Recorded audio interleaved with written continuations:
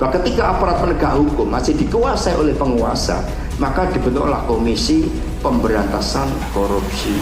Kita masuk dalam suatu zaman Orde Baru, di mana saat itu segala sesuatunya, politik, ekonomi, budaya, bahkan tafsir terhadap Pancasila itu tersentralkan atas nama negara. Seseorang bisa dipenjara hanya karena pemikirannya, hanya karena tafsir terhadap Pancasila yang berbeda dengan penguasa.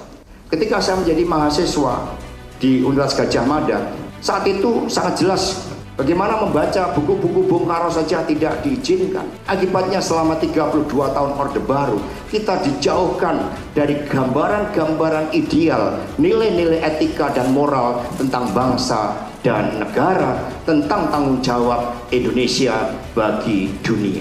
Dari situlah PDI Perjuangan lahir sebagai suatu gerak untuk menjawab suara-suara rakyat yang tidak bisa disuarakan. Maka Ibu Mega keliling ke seluruh Indonesia, didengarkan seluruh aspirasi rakyat, dan terjadi saat itu upaya untuk melakukan koreksi total terhadap sistem penyelenggaraan negara yang otoriter, koreksi total terhadap sistem perekonomian nasional yang ternyata sangat menyuburkan lahan-lahan KKN. Nepotisme diawali dengan nepotisme, kemudian kolusi, yang terakhir menciptakan korupsi.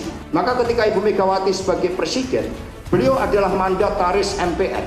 Sebagai mandataris MPR, Megawati terikat pada seluruh keputusan-keputusan melalui TAP MPR yang harus dijalankan. Dan disitulah bagaimana seluruh TAP MPR pasca kejatuhan Soeharto, disitu sangat jelas menggambarkan bahwa apa yang disebut sebagai nepotisme, kolusi, dan korupsi harus dihancurkan dari muka Republik ini, saudara-saudara sekalian. Di dalam proses itu lahirlah KPK, Komisi Pemberantasan Korupsi. Di dalam konsiderannya saat itu, karena institusi penegak hukum yang lain seperti kepolisian, kejaksaan, bahkan institusi peradilan itu betul-betul dikendalikan oleh penguasa. Maka KPK dibentuk dalam suatu konsideran bahwa ketika aparat penegak hukum masih dikuasai oleh penguasa, maka dibentuklah Komisi Pemberantasan Korupsi dengan kewenangan yang begitu besar.